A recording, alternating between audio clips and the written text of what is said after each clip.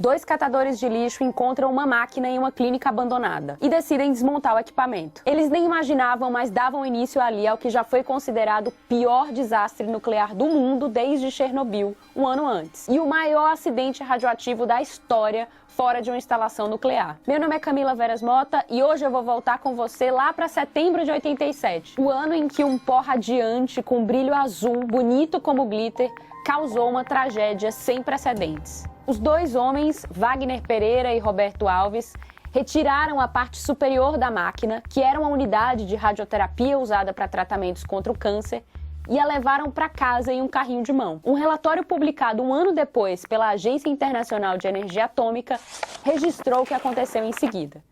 Eu vou recontar essa história com a ajuda desses registros. 13 de setembro. Wagner teve vômitos, atribuindo-os ao fato de ter comido manga com coco. 14 de setembro. Wagner teve diarreia, tonturas e começou a ficar com uma das mãos inchadas. 15 de setembro. Wagner procurou assistência médica. Os sintomas foram diagnosticados como uma reação alérgica causada por alguma coisa que ele comeu. Eles usaram chaves de fenda para abrir a pesada caixa de chumbo. Dentro, havia um cilindro que continha 19 gramas de césio-137, uma substância altamente radioativa. Ele é usado no tratamento de câncer e fica protegido por chumbo dentro do equipamento. No tratamento, uma espécie de janela se abre no interior da máquina para que o paciente receba uma dose controlada daquela radiação. Os homens venderam a cápsula para um ferro velho, propriedade de Devair Ferreira. 18 de setembro. Ferreira entrou na garagem e notou um brilho azul emanando da cápsula. Achou bonito o que via e pensou que aquilo poderia ser um pó valioso, como uma pedra preciosa ou mesmo algo sobrenatural. Durante os 3 dias seguintes, vários vizinhos, parentes e conhecidos foram convidados para ver a curiosa cápsula. 21 de setembro. Um amigo de Devair Ferreira o visitou e, com a ajuda de uma chave de fenda, extraiu alguns fragmentos do material raro, do tamanho de grãos de arroz, que se desintegravam facilmente e viravam pó. Ferreira distribuiu pedaços para a família. Houve vários casos de pessoas que esfregaram o pó radioativo sobre a pele, como fariam com o brilho usado na época do carnaval. 24 de setembro. Ivo Ferreira, irmão de Devair, levou alguns fragmentos para casa e eles foram colocados na mesa durante a refeição. Sua filha de 6 anos, Leide das Neves Ferreira, os tocou enquanto comia, assim como outros familiares. 28 de setembro. A essa altura já tinha muita gente doente e todas dividiam os mesmos sintomas: diarreia, vômitos, febre alta e queda de cabelo. A primeira pessoa a suspeitar que a cápsula com o pó brilhante estaria por trás disso foi Maria Gabriela Ferreira, mulher de Devair, dona do ferro velho. Sueli de Moraes, uma vizinha que também foi contaminada, contou à BBC o que aconteceu. Vamos ouvir a entrevista que ela deu a Thomas Papon. A Maria Gabriela pegou esse aparelho, que continha o césio, e levou para a vigilância sanitária. Como não tinha ninguém na vigilância, ela deixou lá. Isso foi numa sexta-feira, dentro de um saco, deixou lá, e quando foi na segunda-feira que o técnico veio. Já haviam se passado 15 dias desde o início da contaminação. No hospital, os médicos começaram a considerar a hipótese de envenenamento por radiação. Pediram ao físico Walter Mendes Ferreira que examinasse o dispositivo.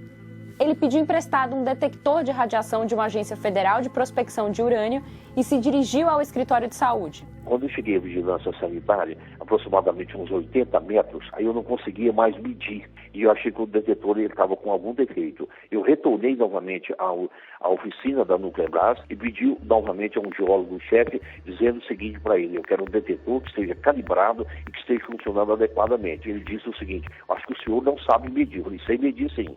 E ele pegou um novo certificado de calibração e eu voltei novamente. No mesmo ponto, ele deu a mesma coisa, ele saturava as medidas. Significava o seguinte: eu estava na presença de um campo de radiação muito forte, ou os dois detetores estavam equivocados. Mendes Ferreira conta que viu um bombeiro saindo do posto de saúde carregando o cilindro a fim de jogá-lo no rio. E ele ia saindo com esse cilindro e ele ia jogar no rio Capim-Pumba. Eu falei: pelo amor de Deus, não faça isso, deixa eu verificar o que é primeiro, Evacuei a vigilância sanitária e perguntei aos 2 veterinários que receberam esse cilindro: quem trouxe esse material aqui? Não, foi uma senhora do Ferro Velho aqui no centro da cidade. Fui até o Ferro Velho e nas proximidades do Ferro Velho já havia sinal de contaminação verificando todo lado. de todos os instrumentos já não conseguia medir, estava todo contaminado.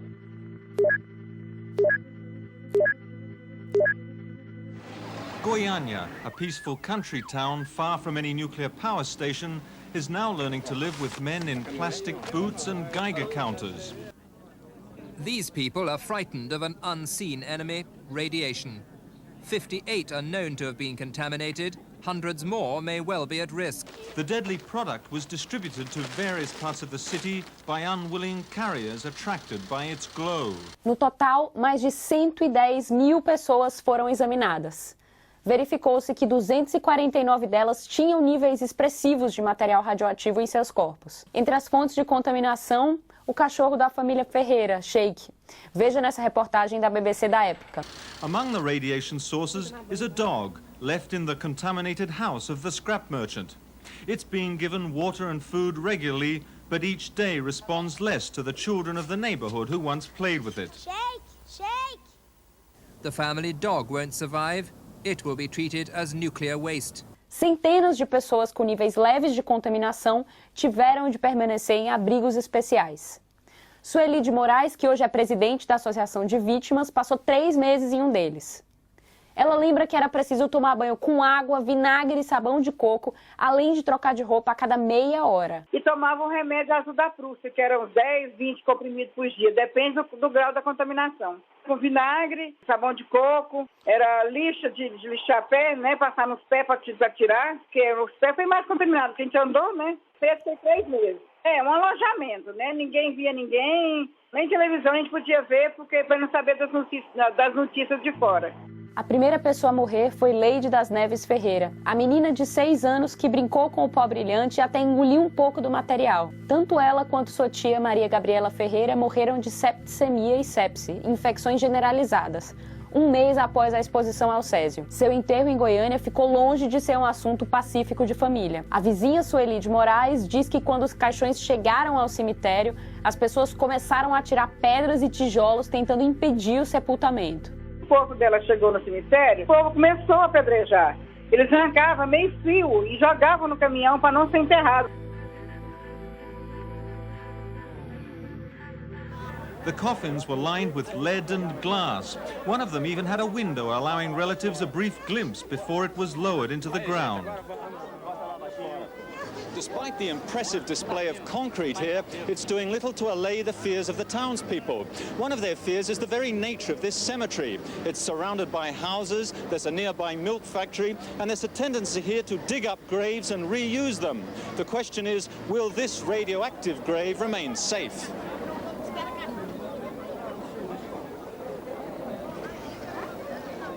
Essas pessoas, antes de ser enterradas, antes de falecer, todas elas foram descontaminadas.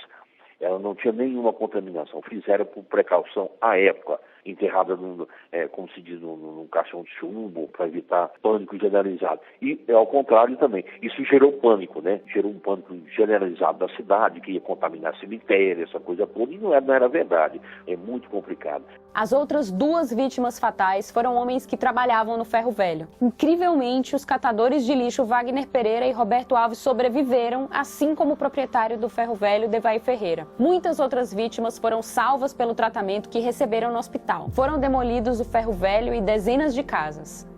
Centenas de objetos de refrigeradores, sofás, o pavimento de ruas inteiras, veículos e até mesmo árvores e animais foram destruídos e descartados como lixo nuclear. A truckload of nuclear waste on its way out of town. O desastre em Goiânia produziu cerca de 6.000 toneladas de resíduos, recolhidos e enterrados em um centro especialmente preparado a 20 quilômetros da cidade. Em 1996, 5 pessoas ligadas à clínica que havia sido abandonada à máquina de radioterapia foram condenadas a 3 anos e 2 meses de prisão por homicídio. A pena foi reduzida depois a serviços comunitários. 4 pessoas morreram por causa do desastre. Esse é o número oficial de mortes considerado pela Secretaria de Saúde do Estado de Goiás, que tem hoje centenas de vítimas cadastradas para receber acompanhamento no Centro de Assistência aos Radioacidentados Leide das Neves Ferreira, fundado no ano seguinte para atender a população afetada. Mas a Associação de Vítimas do Césio 137 estima que o acidente tenha causado dezenas de mortes e contaminado ou irradiado mais de 1.000 pessoas, incluindo militares, bombeiros e profissionais de saúde que entraram em cena para remediar o acidente. Que tenham ficado, então, lições desse desastre para o Brasil e para o mundo. Se você gosta de história, assina o nosso canal, que muitas outras estão vindo por aí. Tem essa aqui na tela também sobre o Ricardo Trajano, que foi o único passageiro a sobreviver a um acidente aéreo da Varig na França. E temos também nosso documentário sobre os sons esquecidos dos pracinhas brasileiros da FEB na Segunda Guerra Mundial. A BBC News Brasil tinha um correspondente de guerra que gravou as vozes e as músicas desses soldados. Confere aqui se você ainda não viu. Até mais!